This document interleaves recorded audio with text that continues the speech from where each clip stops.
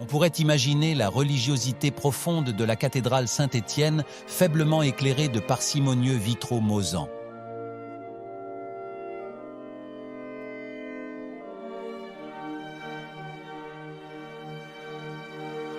Ou encore inondée de l'éclatante lumière divine traversant ces nombreux vitraux du XIIIe siècle.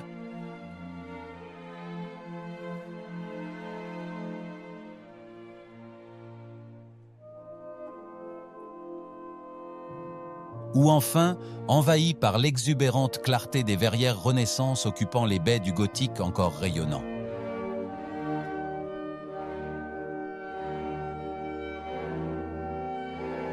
Mais les affres du temps, les incendies, la foudre, les bellicistes actions humaines ne nous laissent que l'imagination, stimulée par les fabuleux témoignages que sont les vitraux préservés de la cathédrale. Les maîtres verriers archéologiques du XIXe siècle nous ont aidés à revoir ces mondes passés par leur restauration et leur copie. Mais au bras sud du transept, on décida de laisser libre cours à un nouveau style, l'Art déco. Ce style prend naissance en 1910 en rupture, avec les courbes et pastels de l'Art nouveau comme dans ce vitrail d'Henri Berger, réalisé en 1900. Il se développe jusqu'aux années 30, période des vitraux de la cathédrale. Influencé par le cubisme, comme les Demoiselles d'Avignon réalisées par Picasso en 1907, il prise les formes fragmentées et anguleuses. Les verrières de la face sud du transept rendent hommage aux évêques bâtisseurs de la cathédrale. Au soleil levant, elles font apparaître les couleurs vives dominées ici par le rouge, le jaune, l'orange. À l'opposé de l'Art nouveau, tout ici est équilibre, géométrie.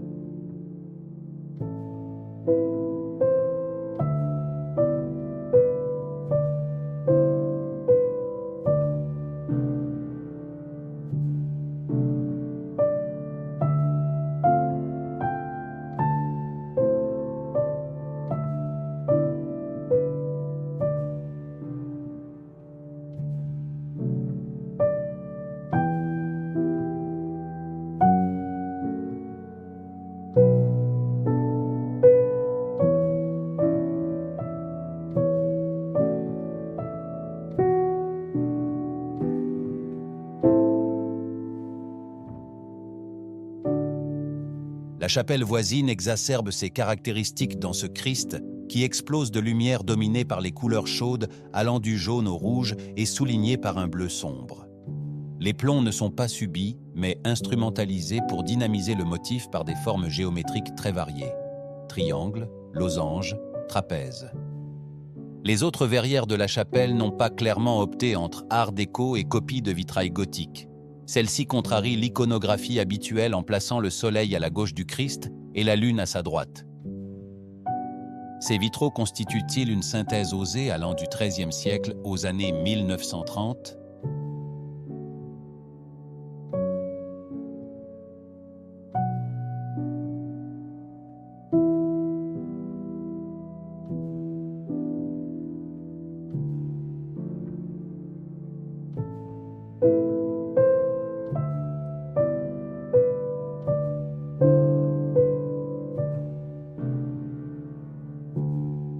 La basilique Notre-Dame de l'Épine, ce joyau du gothique flamboyant du XVe siècle, a été endommagée lors de la Première Guerre mondiale.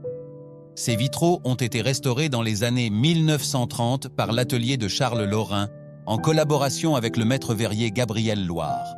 Ils ont en partie respecté l'esthétique flamboyante de l'édifice, mais les vitraux que nous allons parcourir sont assez nettement d'inspiration art déco. Par sa venue à la basilique en 1445, Charles VII officialisait le pèlerinage de l'Épine. Ce vitrail commémore cet événement.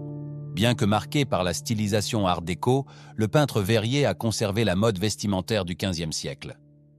Charles VII est vêtu d'une tenue courte, le pourpoint, d'un pantalon moulant, les chausses, et de chaussures pointues, les poulaines.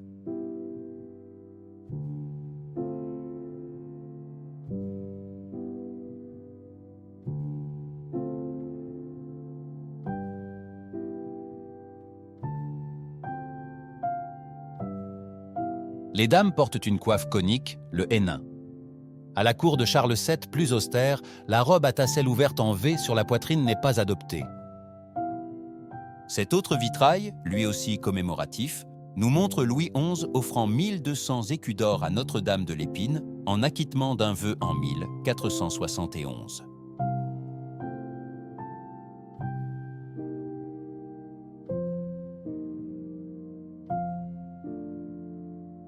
La légende des bergers ayant découvert une statue de la Vierge dans un buisson ardent, véhiculée au XVIIe siècle, justifie que plusieurs vitraux la représentent, comme dans cette Pietà.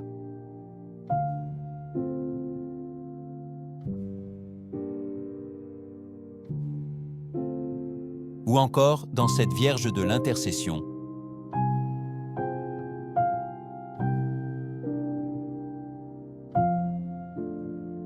L'annonce au monde.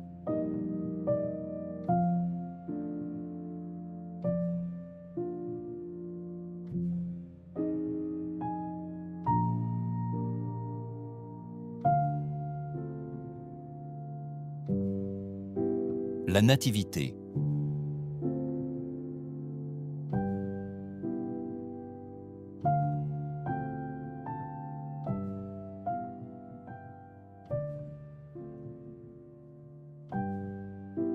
Le couronnement de la statue de la Vierge.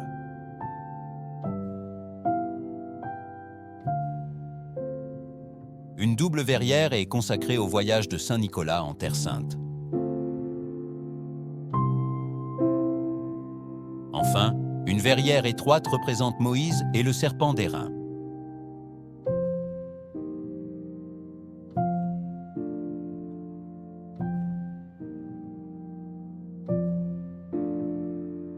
Que ce soit à la cathédrale Saint-Étienne ou à la basilique Notre-Dame de l'Épine, les vitraux Art déco occupent une place rendue vacante par la destruction de vitraux précédents.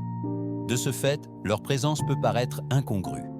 Châlons possède toutefois une église entièrement conçue en style Art déco entre 1927 et 1930, l'église Sainte-Pudensienne.